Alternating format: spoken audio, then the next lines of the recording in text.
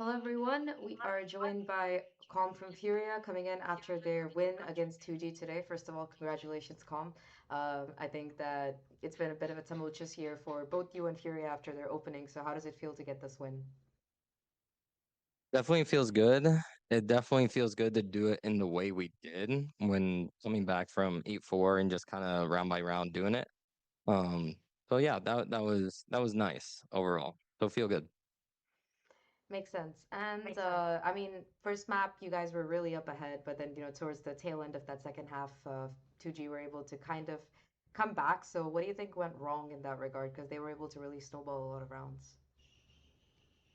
Um, I don't know. Wait, repeat that question one more time. Map one, you guys were up like 10-6 or something, if I remember correctly. And then they came back Mhm. and then it finally ended 13-11. So why did it become so close? Like, what were they doing that made it so difficult for you guys to close it out? I think it's just the op. Like playing against an op for us has been like pretty difficult overall. Where they were just kind of picking us apart round by round, like we just couldn't do anything against it. And I think it happened even the same thing on Sunset. Whenever they got the opt out, our attack sides kind of fell off a little bit. Hmm. So yeah, I think it was just that. It wasn't like necessarily anything they were doing. It was just like the op was like really difficult for us.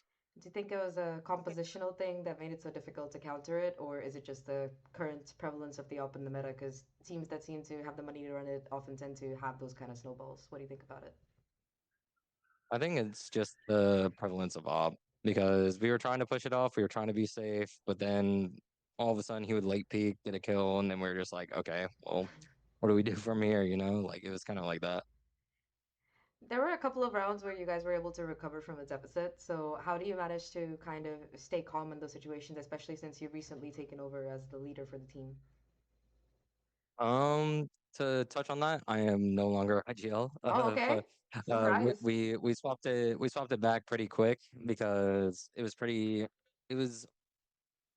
it was just not something that I feel like I could have done fast enough when they've already had like 8 or 9 months together. So we decided to swap it back, and I can kind of just contribute in the mid round.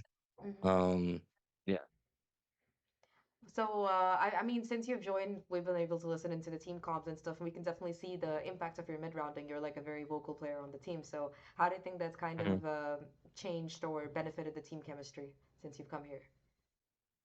I mean, it definitely helps. It makes us more on the same page of what everyone is doing. Um, I think that's pretty much it right now because I would say before this week, our team chem was a little bit off at times. And then like this week we've gotten a little bit better with it. I think it's like a work in progress overall. Um, but I don't think it's necessarily fully because of me or anything. I think it's just like we're slowly trying to gel. I mean, yeah, it takes time, and you like I said, you had a very tumultuous year so far. So, I mean, as somebody who has just been on the other side, on the opposite side of Furia before, what do you think has kind of been the difficult patches for this team? From kickoff where they had like that brilliant high to all the transitions that happened in between. So, from your perspective, how has it been for you watching it? I think it's just like the mental of the team. Like I think when you lose so many times in a row, even myself, right? It's like it's very hard to like grit out a win because I think the first one is always the hardest in that aspect. And I think the more and more you lose and see it fail time and time again, it's like hard to like believe the whole time. I think that's kind of what we were falling under. I think as these scrims have gone on this week and as we played this match where we stayed super composed, um, yeah, I think eventually we're starting to get the hang of it. I mean, it's a good time to get the hang of it because your next opponent is G2. So, what are your plans for them? Do you have anything nefarious planned or? Um, they're a very slow team, but I don't know if they'll adapt to the current meta. They've been kind of playing off meta for a little bit, like kind of creating their own style with it, which is very respectable. They're trying to do something different. And I mean, we'll see. I mean, I'm always excited to play against a team like that Mhm. because it's very sound the way they're playing, and if you don't disrupt their like perfect like style, then usually like you lose that game, you know? So it'll be on us to kind of find different ways to execute on those guys. And also like I'm playing against Jaw again, and I love that guy to death, and he's done so much for me in my life, and I'm yeah, it's super fun. I want to like take a little bit of a sidetrack here because I think that when you look at, well, I mean, I'm a person who lurks a lot on Twitter because I don't know why. I mean, I can call it work. Let's just say it's work. So, um, Okay. I noticed that you have a lot of really close relationships with a lot of players. For example, after King won, it was I remember watching that stream and it was like really emotional. So, how do you? I don't know. I've always been curious about this personally, but is it sometimes difficult to be really close friends with someone and then play against them and then lose or win and then how do you kind of deal with that? I've always wondered this. Mm, I think it's more fun. Like win or lose. I think when you lose, obviously it's not as fun because then they have bragging rights, and also you lose probably like pretty big match. Um, but for the most part, it's just fun. Like you kind of look across the stage and see someone that you love, you know, and you just like it's like you're playing. I don't know, like you're playing video games at home and you're playing against one another, like I don't know, in a way, land. You know what we're playing now, and it's like I don't know, it's just a friendly rivalry that you get to play against each other. Just don't take it too seriously. Fair enough. All right. So the last time I got to talk to you, you were still on EG back then, and you mentioned when I asked you about the difference between tier two and tier one.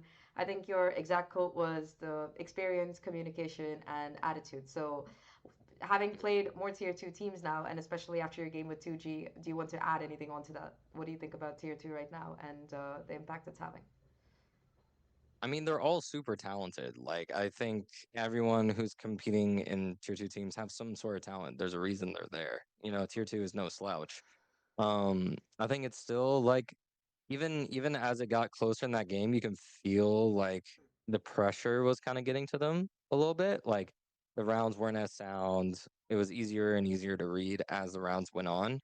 And I think that also comes down to like experience, you know, and that's nothing against them. Like I've come from that too, you know, and it just takes a lot of time, to be honest. Like I don't think anyone's immune to the pressure. Everyone feels it in the game, but there's better ways to cope with it and like create a positive impact overall, which is what I feel like tier two players need to slowly learn. I think that's a really important thing, like positivity. I really struggle with it, God knows.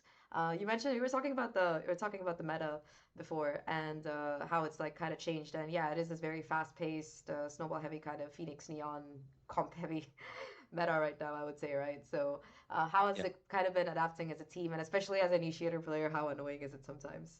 I frankly gotta ask. It's definitely been hard to adjust. I don't know, maybe it's me getting older. I don't know.